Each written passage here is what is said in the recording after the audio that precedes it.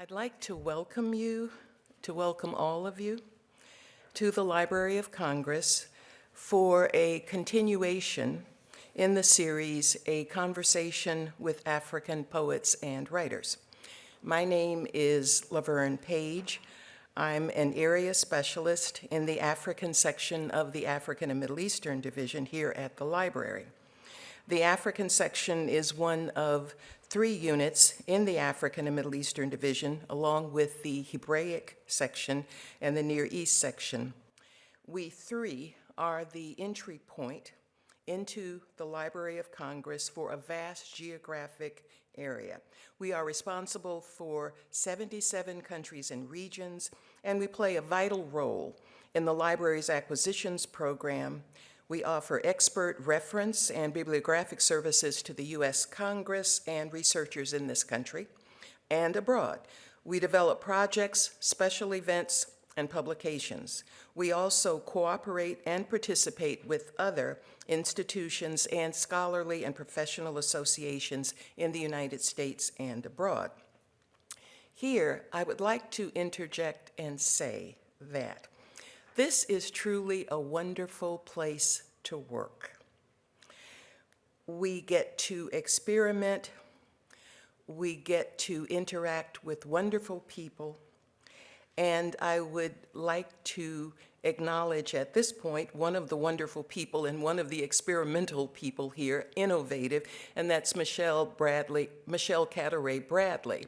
And after this talk, you'll get to see a very tight, a very wonderful exhibit display here at the library, we call it, on Afrofuturism. And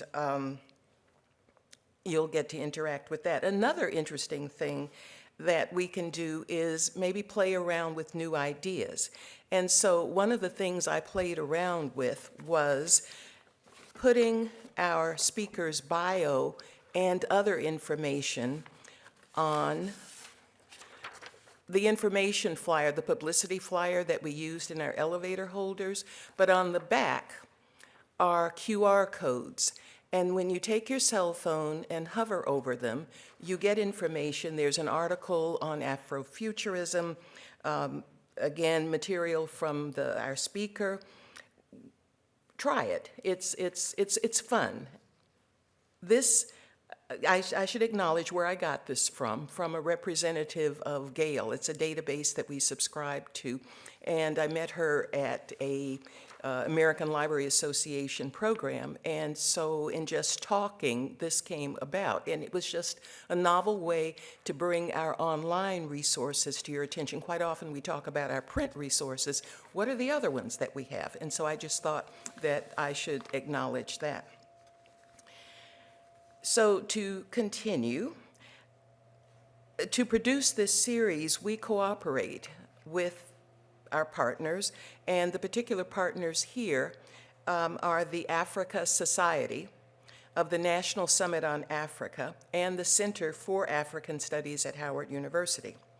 This series, Conversations with African Poets and Writers, started in 2008 as a 75th birthday tribute to the iconic Chinua Achebe. And it was also a commemoration of the 50th anniversary of his book, of the publication of his book, Things Fall Apart. And since then, we've continued with at least 2 programs a year. In 2013, for the first time, we featured the winner of the Caine Prize for African Writing. And it was the Nigerian author Tope Folarin who was featured, who won that year. Our format today is as follows. First, we're going to have our author read from her works, and then this will be followed by a short interview conducted by me. Afterwards, we'll have questions and answers from you, the audience. I should also point out that this program is being video recorded and will reside in the Library of Congress archives. I should also inform you at this point that In taking part in this program, in asking questions, participating in any way, you are tacitly giving your approval, your consent to be a part of the recording and the archive. Now I'd like to introduce one of our partners, Mr. Pap Samb. He's a board member of the Africa Society of the National Summit on Africa, so he's going to say a few words. And then I'll be back.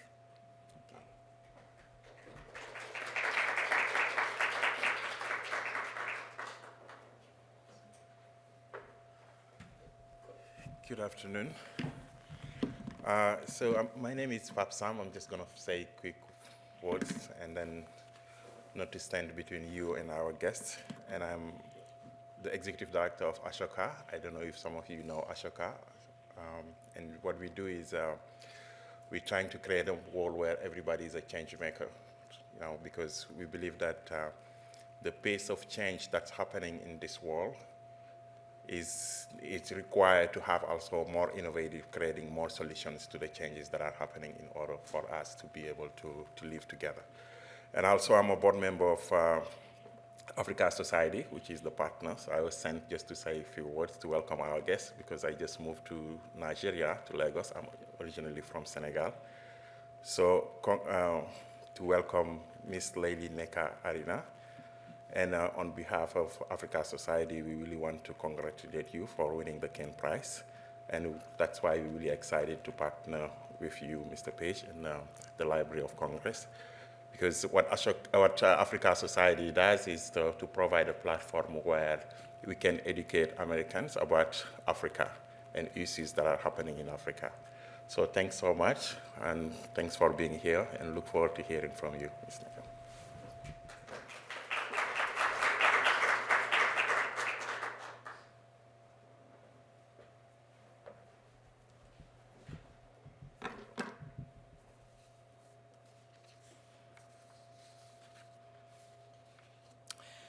The Caine Prize for African Writing is an annual literature prize awarded to the writer of an African short story published in English. The prize was launched in the year 2000 to encourage and highlight the richness and diversity of African writing by bringing it to a wider audience internationally. And the focus on the short story reflects the contemporary development of the African storytelling tradition. I would now like to introduce our speaker, Ms. Lesley Nneka. I think I'm mispronouncing that. Lesley Nneka Arimah. I'll say a few words about her. She was born in the UK and grew up in Nigeria and wherever else her father was stationed for work. Her stories have been honored with the National Magazine Award, a Commonwealth Short Story Award, Prize, that is, and an O. Henry Award. Her work has appeared in The New Yorker, Harper's, McSweeney's, Granta, and has received support from the Elizabeth George Foundation and MacDowell. She was selected for the National Book Foundation's 5 Under 35, and her debut collection, What It Means When a Man Falls from the Sky, won the 2017 Kirkus Prize, the 2017 New York Public Library Young Lions Fiction Award, and was selected for the New York Times PBS Book Club, among other honors. Arimah is a 2019 United States Artist Fellow in Writing. She lives in Las Vegas and is working on a novel about you. I'm looking forward to that. So thank you for coming, and please come. And again, the format is that she will read, and then we'll have this short interview, and then you get to ask her what she's going to write about you. Thank you. Please.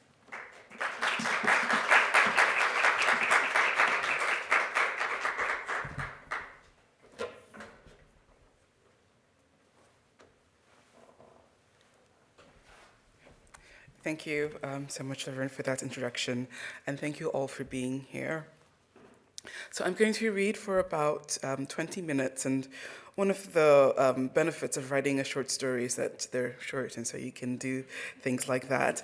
And so I'm going to read from my collection, What It Means When a Man Falls from the Sky.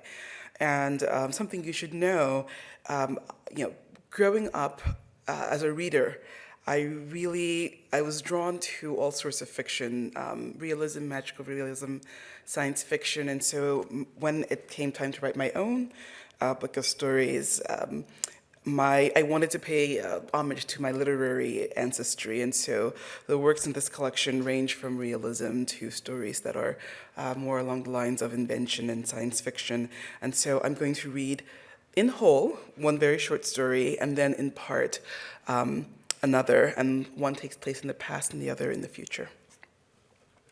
And I'll start with the one that takes place in the past. The future looks good. Arimah fumbles the keys against the lock and doesn't see what came behind her. Her father as a boy when he was still tender, vying for his mother's affection. Her grandmother, overworked to the bone by the women whose houses she dusted, whose laundry she washed, whose children's asses she scrubbed clean. Overworked by the bones of a husband who wanted many sons and the men she entertained to give them to him, sees her son to his 13th year with the perfunction of a nurse and dies in her bed with a long, weary sigh. His stepmother regards him as one would a stray dog that comes by often enough that she knows its face, but she'll be damned if she'll let him in. They dance around each other, boy waltzing forward with want, woman pirouetting away. She grew up the eldest daughter of too many and knows how the needs of a child can drown out a girl's dreams. The boy sees only the turned back, the dismissal, and the father ignores it all, blinded by the delight of an old man with a young wife still fresh between her legs. This one he won't share. And when the boy is 15 and returns from the market to find his possessions in 2 plastic bags on the front doorstep, he doesn't even knock to find out why or ask where he's supposed to go, but squats with other unmothered boys in an abandoned half-built bungalow where his 2 best shirts are stolen and he learns to carry his money with him at all times. He begs, he sells scrap metal, he steals, and the third comes so easy to him it becomes his way out. He starts small, with picked pockets and goods snatched from poorly tended market stalls. He learns to pick locks, to hotwire cars, to finesse his sleight of hand. When he is 21, the war comes, and while people are cheering in the streets and shouting, "Biafra, Biafra," he begins to stockpile goods. When goods become scarce, he makes his fortune. When food becomes scarce, he raids farms in the dead of night, which is how he will meet his wife, and why Arimah, fumbling the keys against the lock, doesn't see what came behind her. Her mother, at age 22, not beautiful, but with the fresh look of a person who has never been hungry. Her mother is a brash girl who takes more than is offered. It's 1966, months before everything changes, and she is at a party hosted by friends of her parents, and there is a man there, yellow-skinned like a mango, and square-jawed, and bodied like the statue of David, wealthy. The unmarried women strap on their weaponry, winsome smiles, robust cleavage, accommodating personalities, and go to war over him. When she comes out the victor, she takes it as her due.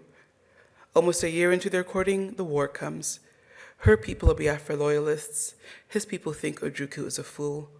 On the night of their engagement party, only her people attend, and when she goes by his house the next day, she discovers he has left the country.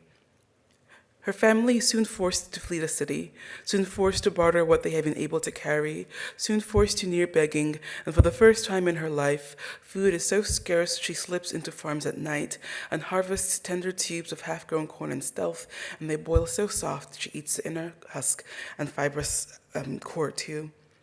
One night, she finds a small farm tucked behind a hill, and there she encounters a man stealing the new yams that would have been hers.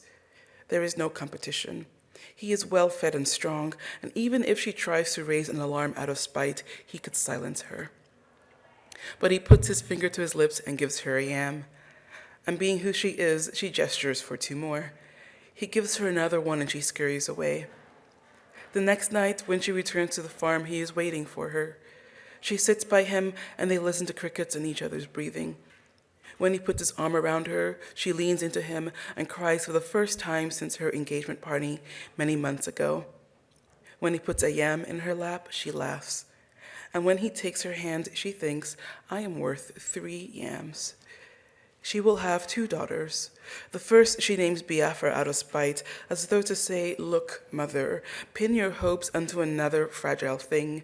And the second is named after her mother, who has since died and doesn't know that her daughter has forgiven her for choosing the losing side and named her youngest child Ezema, who fumbles the keys against the lock and doesn't see what came behind her. Her sister, whom everyone has taken to calling Bibi, because what nonsense to name a child after a country that doesn't exist. Bibi, who is beautiful in a way her mother never was. Bibi, stubborn like her mother was always. They fought since Bibi was in the womb, lying so heavy on her mother's cervix a light jog could have jostled her out. Bedridden, Bibi's mother grew to resent her and stewed so hot the child should have boiled in her belly. And 3 years later, Ezema, pretty, yes, but in that manageable way that causes little offense. She's a ghost of Bibi, paler in tone and personality, but sweet in the way Bibi can be when Bibi wants something. Bibi loathes her. No, Ezema can't play with Bibi's toys. No, Ezema can't walk with Bibi and her friends to school. No, Ezema can't have a pad, she'll just have to wad up tissues and deal with it. Ezema grows up yearning for her sister's affection. When Bibi is 21 and her parents are struggling to pay the university fees, she meets Godwin, yellow-skinned and square-jawed like his father, and falls in love. She falls harder when her mother warns her away, and when her mother presses, saying, you don't know what his people are like. I do. Bibi responds, you're just angry and bitter that I have a better man than you, and her mother slaps her, and that's the end of that conversation. Ezema serves as a go-between, a role she's been conscripted into since her youth, and keeps Bibi apprised of all the family news, despite their mother's demands that Ezema cut her off. And Godwin is a better provider than Bibi's father, now a modest trader. He rents her a flat, he lends her a car, he blinds her with a constellation of gifts, things she's never had before, like spending money and orgasms. The one time she brings up marriage, he walks out, and she can't reach him for 12 days. 12 days that put the contents of her bank account in stark relief. 12 days that she sits in the flat that's in his name, drives the car also in his name, and wonders what is so precious about this name he won't give to her. And when he finally returns to see her packing and grabs her hair, pulling, screaming that even this is his, she is struck by his fist, yes, but also by the realization that maybe her mother was right. The reunion isn't tender. Bibi's right eye is almost swollen shut, and her mother's mouth is pressed shut, and they neither look at nor speak to each other. Her father, who could never bear the tension between the two women, the memories of his turbulent childhood brought back, squeezes Bibi's shoulder, then leaves, and it is that gentle pressure that starts her tears. Soon she is sobbing, and her mother is still stone-faced, but as a wet face she turns away so no one can see. Ezema takes Bibi to the bathroom, the one they've shared and fought over since they were old enough to speak. She sits her on the toilet lid and cleans around her bruises. When she is done, it still looks terrible. When Bibi stands to examine her face, they are both in the mirror. I still look terrible, Bibi says. Yes, you do, Ezema replies. And they are soon laughing, and in their reflection, they notice for the first time that they have the exact same smile. How have they gone this long without seeing that? Neither knows. Bibi worries about her things that are still in the flat. Ezema says not to worry, she will get them. Why are you still nice to me, Bibi asks. Habit, Ezema says. Bibi thinks about it for a moment and says something she's never said to her sister. Thank you. And so Ezema fumbles the keys against the lock and doesn't see what came behind her. Godwin, who grew up under his father's corrosive indulgence. Godwin, so unused to hearing no, it hits him like a wave of acid, dissolving the superficial decency of a person who always gets his way. Godwin, who broke his cello when he discovered his younger brother could play it better, which is why he came to be here, watching Ezema, who looks so much like her sister from behind, fumbling the unfamiliar keys against the lock of Bibi's apartment so she doesn't see who comes behind her. Godwin, with a gun he fires into her back. So the next story I'll be reading from is from this title story of my collection, What It Means When a Man Falls from the Sky. And so this is a story that imagines a future which climate change has sort of wreaked havoc on the globe. And but in the middle of this, there has been a scientific discovery of a mathematical formula that essentially explains the human body, and we have sort of hacked the formula and used it to repair the human body, and so it's sort of something that's taken the place of things like some forms of medicine, and in this future, because of global climate change and the sort of global catastrophe it has rendered.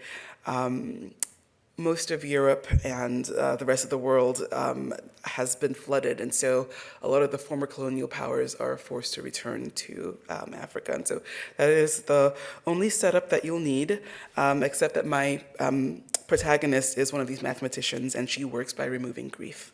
Okay. The class was filled with bored faces, most around 13 or 14. Had she ever looked so young? Few caring or understanding what she did, too untouched by tragedy to understand her necessity.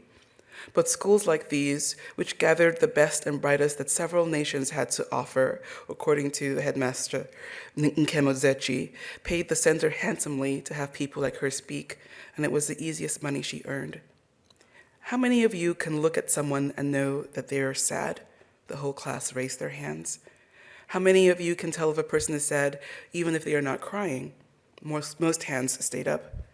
How many of you can look at a person who is sad, know why they are sad, and fix it? All hands lowered. She had their attention now. The talk lasted 15 minutes before she brought it to a close. Some mathematicians remove pain. Some of us deal with negative emotions, but we all fix the equation of a person. The bravest, she winked, have tried their head at using the formula to make the human body defy gravity for physical endeavors like flight. The class giggled, the fallen man fresh in their minds. For Cal's formula means that one day the smartest people can access the very fabric of the universe. For many, the formula was God, misunderstood for so long. They believed that it was only a matter of time before someone discovered the formula to create life rather than just to manipulate it. This was beyond the concerns of the teenagers who applauded politely. The headmistress stepped from the corner to moderate questions. The first were predictable and stupid. Can you make people fall in love? No. Can you make someone become invisible? No. Nkemozechi might have been embarrassed to know that their questions were no different from those posed by students in lower schools. Then, again predictably, someone posed a non-question. What you are doing is wrong. This from a reed-thin boy with large teeth. Despite his thinness, there was a softness to him, a pampered look. Nyama put her hand up to stop Nkemozechi from interrupting. She could handle this. Explain. Well, my father says that what you people do is wrong, that you shouldn't be stopping a person from feeling natural hardships. That's what it means to be human. Someone in the back started to clap until Nyama again raised her hand for silence. She studied the boy. He was close enough for her to note his father's occupation on his wrist, lawyer, and his class first. She'd argued down many a person like his father, people who'd lived easy lives, who had moderate but manageable difficulties, then dared to compare their meager hardship with unfathomable woes. Your father and those people protesting outside have no concept of what real pain is. As far as I'm concerned, their feelings on this matter are invalid. I would never ask a person who hasn't tasted a dish whether it needs more salt. The boy sat with his arms crossed, pouting. She hadn't changed his mind. You never could with people like that, but she shut him up. In the quiet that followed, another hand raised. Not her, Nyama thought, not her. She'd successfully ignored the girl since walking into the classroom. She didn't need to look at her wrist to know that the girl was Senegalese and had been affected by the elimination. It was etched all over her, this sorrow. So you can make it go away? They could have been the only two people in the room. Yes, I can. and to kill the girl's dawning hope, but it is a highly regulated process and very expensive. Most of my clients are heavily subsidized by their governments, but even then, and in case any hope remained, you have to be a citizen. The girl lowered her eyes to her lap, fighting tears. As though to mock her, she was flanked by a map on the wall, the entire globe splayed out as it had been 70 years ago, and it was now. Most of what had been North America was covered in water, and the sea had replaced Europe. Russia was a soaked graveyard. The only continents unclaimed in whole or in part by the sea were Australia and the United Countries, what had once been Africa. The elimination began after a moment of relative peace, after the French had won the trust of their hosts. The Senegalese newspapers that issued warnings were dismissed as conspiracy rags, rabble-rousers inventing trouble. But then came the camps, the raids, the mysterious illness that wiped out millions. Then the cabinet members murdered in their beds, and the girl had survived. To be here, at a school like this one, on one of the rare scholarships offered to displaced children, the girl must have lived through the unthinkable. The weight of her mourning was too much. Nyama left the room, followed by Nkem Ozechi, who clicked hurriedly behind her. Maybe some of them will be mathematicians like you. Nyama needed to gather herself. She saw the sign for the ladies' room and stepped inside, swinging the door in Nkem Ozechi's face. None of those children would ever be mathematicians. The room was as bare of genius as a pool of fish. She checked the stalls to make sure she was alone and bent forward to take deep breaths. She rarely worked with refugees, true refugees, for this reason. The complexity of their suffering always took something from her. The only time she'd felt anything as strongly was after her mother had passed and her father was in full lament, listing to the side of ruin. How could Nyama tell him that she could even look at him without being broken by it? He would never understand. The day she tried to work on him, to eat her father's grief, she finally understood why it was forbidden to work on close family members. Their grief was your own, and you could never get out of your head long enough to calculate it. The attempt had ended with them both sobbing, holding each other in comfort and worry, till her father became so angry at the futility of it, the uselessness of her talents in this one crucial moment, that he'd said words he could not take back. The bathroom door creaked open. Nyama knew who it was. The girl couldn't help but seek her out.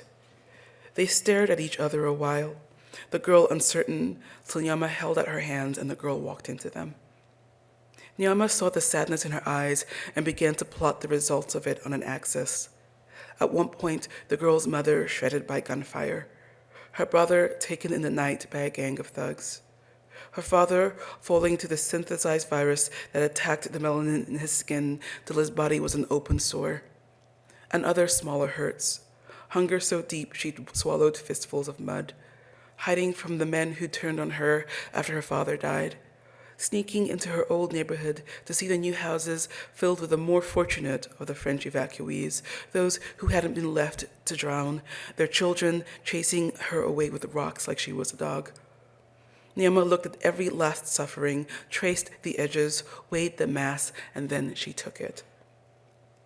No one had ever really been able to explain what happened then, why one person could take another person's grief. Mathematical theories abounded based on how humans were, in the plainest sense, a bulk of atoms held together by positive and negatives, a type of cellular math, an equation all their own. A theologian might have called it a miracle, a kiss of grace from God's own mouth. Philosophers opined that it was actually the patients who gave up their sadness. But in that room, it simply meant that a girl had an unbearable burden, and then she did not. Thank you.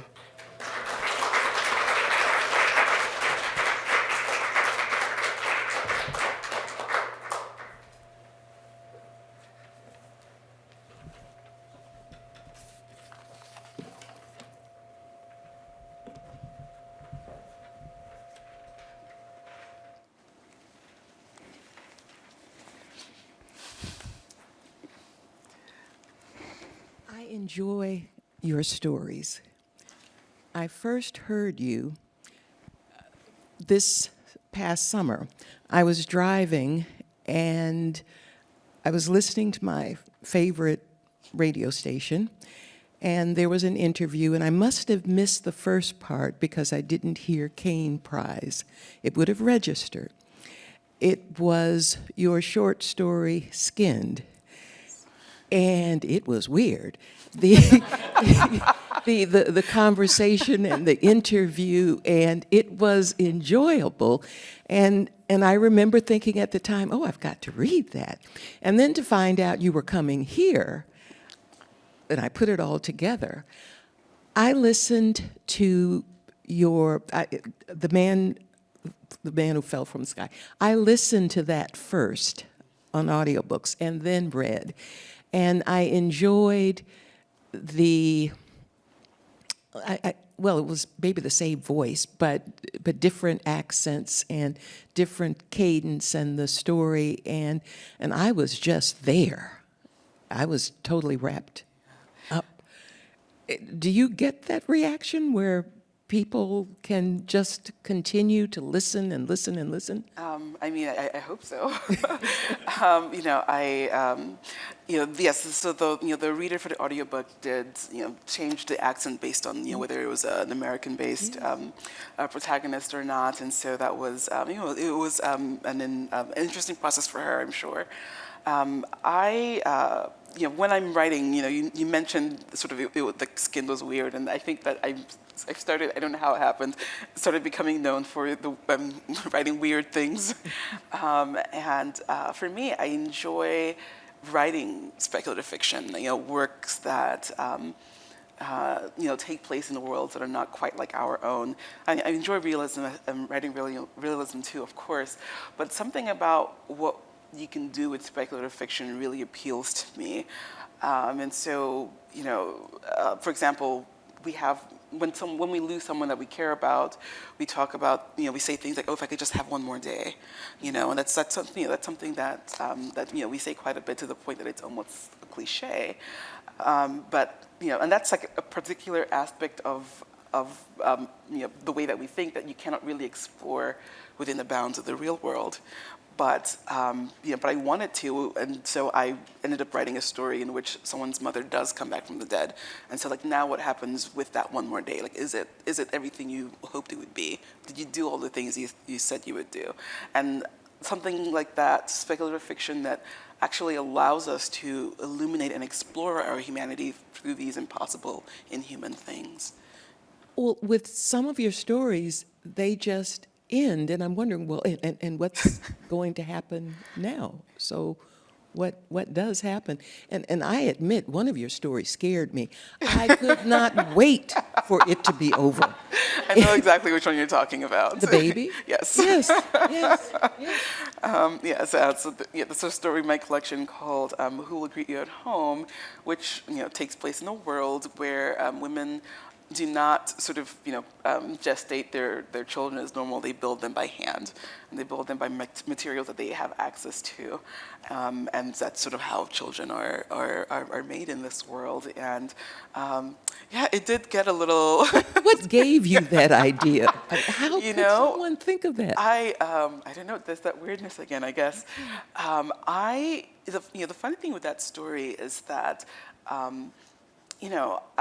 I've always been interested in, magical realism, or things that are not of this world. And I joke all the time that anybody who was raised in in an evangelical home is already primed for writing magical realism.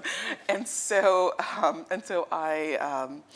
so with that particular story, I think I wanted to write something about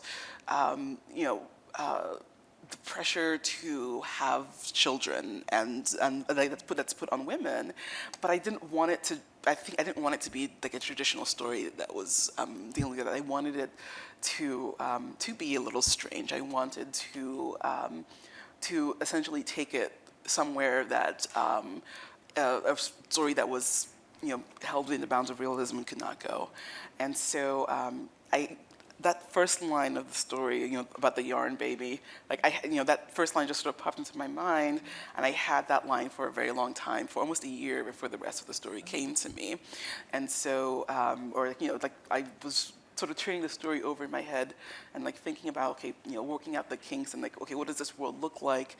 And then, after a year, I finally sort of had it in this position where I was like, okay, I feel I can start writing it now. Yeah. I breathed a sigh of relief. I wasn't sure where you were going to go. With this session, we should learn about your writing, but we should also, I think, learn something about Nigerian writing and what you think about what are the trends of the day. And I did ask you about a term that I heard again at this American Library Association this January, the term American African, which is really clear, and it's something to use rather than saying American Zimbabwean or. Yeah, I mean, that's the first time I'm hearing yes. of the term, it makes linguistic sense. I'm not one for labels, but I do think that maybe it's like there's some labels that are useful, right, in terms of creating categories, and this, I don't know, might be one of those. Yeah. Okay, and so with is it immigrant literature here? We call it immigrant literature. So in Nigeria, what are you? Because you're also U.S. So I'm a Nigerian writer. I think that so at least that's how I identify, and I've seen myself referred to in different ways. Most Nigerian publications who write about me will say Nigerian writer who lives in the United States. I've seen myself referred to as Nigerian American. At this point, I'm not really concerned with what other people call me. I feel like I'm me, and all of the labeling comes from the outside. I do think of myself as a Nigerian writer, and I think only because I've sort of associate the term Nigerian American with people of Nigerian heritage who were born in America, as opposed to someone who emigrated. And so that's just that might be my own definition. I'm not sure how universal that would be, but yeah. Okay. Well, I'm looking at my watch, and I'm thinking that I should ask you this one question we always ask, and then I should open it up to you so that you can ask questions, especially what is she going to write about you? So my last question then is, how do you see the future for African and African diaspora writers, and what steps need to be taken to broaden the readership of African literature to the international communities? All right. So for the second part of that question, I think that somebody who studies that might be a better qualified to sort of talk about maybe like policies and things that would better grow an audience. I think that for the future of African literature, and I feel like things are heading this way. In the past, there was a lot of the idea that African literature should be written to educate the West about Africa and about and I think that is not a satisfying direction for our work to go towards, because when you think about creating art, and we can all debate about what art means, but I think that a good number of us can agree that an artist creating art is some sort of expression of their true self, and so the idea that a writer's art should be to educate somebody who's not, who does not. I think there's a disconnect there.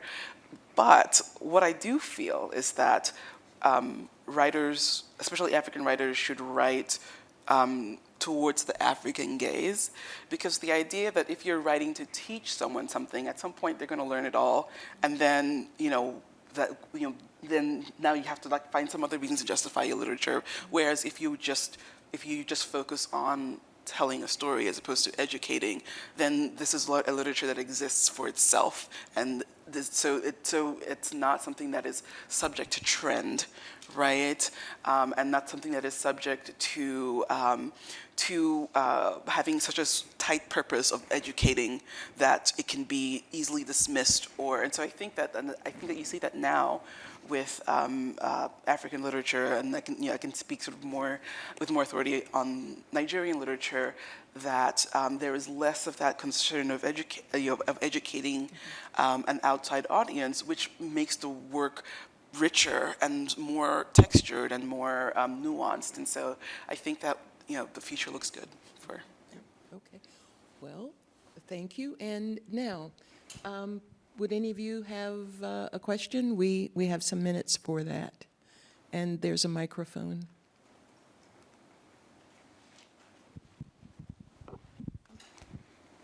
Hi there. Can you share any details about what you're currently working on? Yes. So it's funny. So I put that note in there that I'm working on a novel about you, so that I won't have to.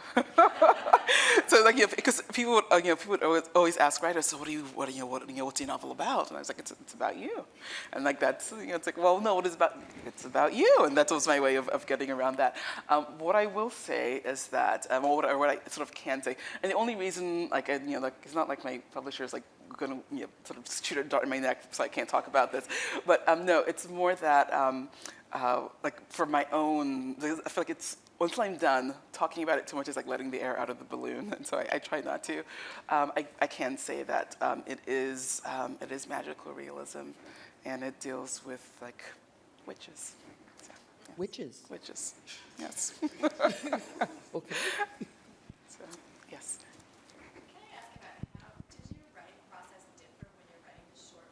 Short story versus the novel? Like, how does it differ? And Yes. Novels are impossible.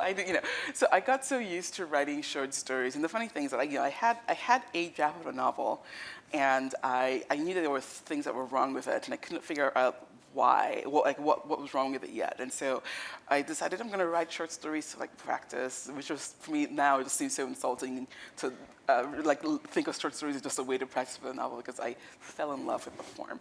And with short stories, the way I write them, it's very different, but a popular way is, or a more common way, as with Who'll Greet You at Home, I might have an image or a character or a line or something in my head that I will turn around, and I will sort of start making the scaffolding for the story in my head, and then eventually it gets to the point where I'll start writing about it, start writing a draft of it on the page after I've sort of it's brewed quite a bit in my head for some time. And so I also write traditionally where I'm just sort of chipping away line by line. But you can hold a short story in your mind in a way that you cannot with a novel. A novel is just too big. There are too many moving parts, so many moving parts. Oh my goodness! And so I essentially had to learn habit. That's all. A novel happens in habit and routine, in a way like the short story just didn't. Because you can write an entire draft of a short story in a day or two, and it's not going to be perfect, but you can write an entire draft. Novels don't happen like that, and that was quite a learning experience for me. And so I had to essentially get on a schedule, write every day, write every other day, whatever, how many thousands or hundreds of words a week, and just stick to it. And that's the only way that the novel started coming together. Yeah. They're bringing the microphone. Yeah. Hello, thank you so much. It's wonderful to see your journey. Thanks for blessing us with a wonderful book. My question, I'm wondering if in past or forward-looking, you've worked with some of the young ones or some of the elders to, help them maybe develop or share, storytelling. Mm-hmm. Yes. Yes, I have taught in a handful of workshops. I do teach, and I teach mostly in workshops, and then every once in a while I'll teach at in a low residency MFA program, and I have very luckily encountered a lot of young Nigerian writers who are working on their art and like writers that I'm extremely excited about. And I have to name Pemi Aguda, who there was a short story that she brought into a workshop that I taught a year and a half ago. That just, I mean, it was a fantastic story. It was amazing. It just sort of blew up the room. And it has now been shortlisted for a National Magazine Award, and so I'm just like really excited about the work that is out there, and I feel like whatever direction that African literature, particularly Nigerian literature, is going in, you can see it with like this new crop of younger writers who are just writing with a level of confidence that I just find so heartening. Okay, thank you for your presentation. That was really exciting. For magic realism, where do you find inspirations? And also, how do you sort of translate these daily experiences into your stories? So for my inspiration for magical realism, honestly, there's not one particular place or that I can point to as a source for it. So with Who Greet You at Home, that was something that where like this sort of strange image of a baby made of strange material just sort of came to me, and I'm sure if I could trace it back, I could probably find a source, but it's not so clean in that way.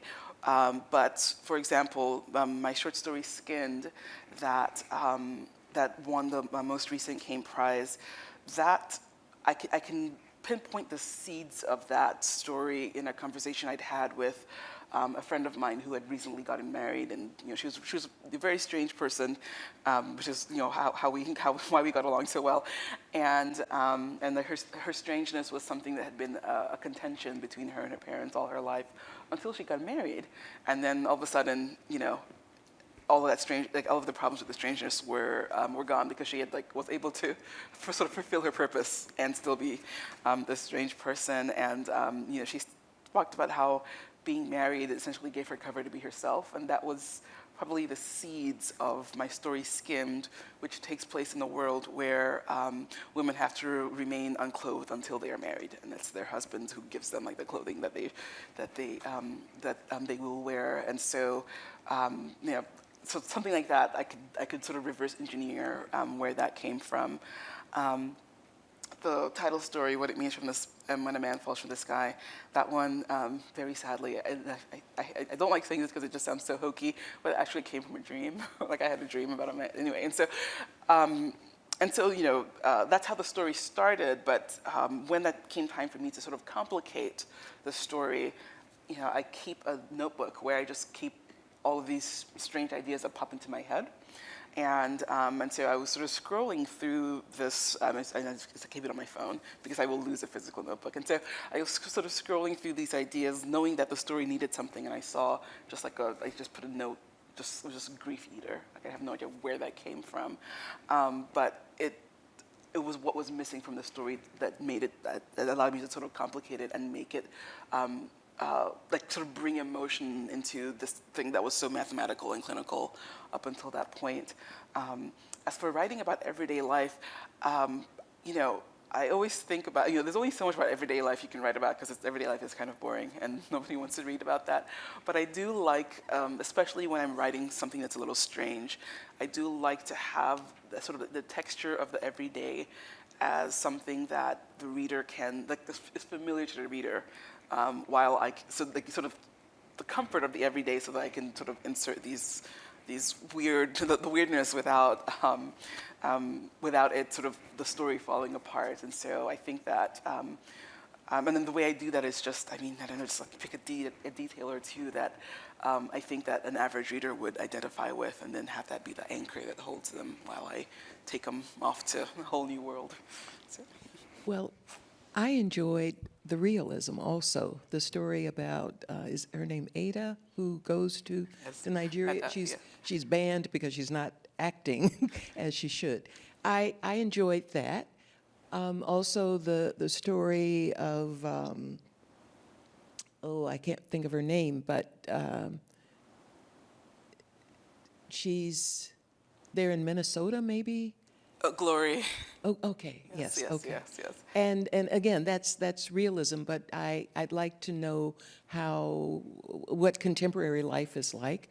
And in my mind too is immigrant literature, and maybe it shouldn't be called that, but I'd like to know how Nigerians or other African groups who come here, how people live, how they interact, how they survive, and how this becomes home. Yeah. And so that's the realism in your stories too. So I enjoyed that. Thank you. And well, I enjoyed it. So do we have, okay. Oh, how about Michelle? This is possibly a strange question, because I was thinking about the title of the story versus the content of the story. And so the future looks good, and we know how that ends. Yeah. So when is it that you are titling, and is it how much of a deliberate choice where it is the total opposite of the body of the story? Thank you. Yes, absolutely. Okay, that's a great question. I like this question. I'm actually really terrible at titling things. I mean, like, desperately terrible at titling things. The original title of The Future Looks Good was like Family Tree. It was really awful. And a friend of mine said, I'm not gonna let you name this title the story Family Tree, like, it's just not gonna happen.